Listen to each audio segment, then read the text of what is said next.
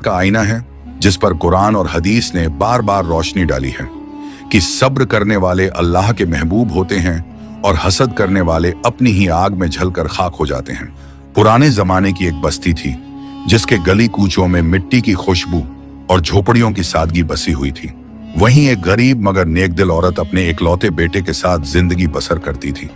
उसका शौहर कब्र की मिट्टी में सो चुका था और उसकी आंखों का सहारा अब वही लड़का था, उम्र 14-15 बरस की, जिस्म कमजोर मगर आंखों में उज्जवल उम्मीद की चमक।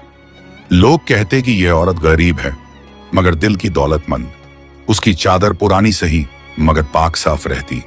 उसका घर टूटी दीवारों वाला सही मगर दरवाजे से कभी मुस्कुराहट की रोशनी गायब न होती। मगर उसी मोहल्ले में एक दूसरी औरत भी रहती थी। चेहरे पर नक्खली नूर, जबान पर मीठे बोल। औरतों की महफिलों में बैठे तो ऐसे लगे जैसे बड़ी ही रहमदिल और सादगी पसंद हो, मगर हकीकत में उसके दिल के तहखाने में हसद की आग जलती रहती। उसे गरीब पड़ोसन की इज्जत, उसके बेटे की मासूमियत और उसकी सब्र से भरी आंखें कभी भांति न थीं।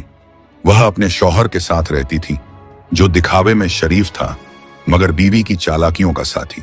जब भी नेक दिल औरत को मोहल्ले की किसी औरत से तारीफ मिलती, इस चालाक औरत का कलेजा जलने लगता। भीतर ही भीतर वह सोचा करती, क्यों इस गरीब औरत को लोग नेक कहते हैं?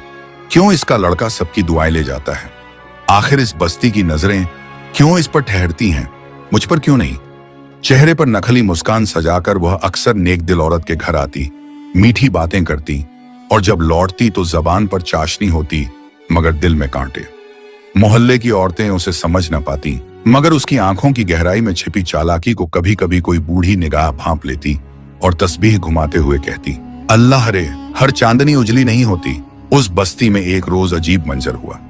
दोपहर का वक्त था, हवा में सुस्ती और गली कूचों पर खामोशी पसरी थी। लोग अपने अपने घरों में दोपहर की रोटी खाकर आराम कर रहे थे। तभी गली के नुक्कड़ पर एक अजनबी दरवेश आया। चेहरा सफेद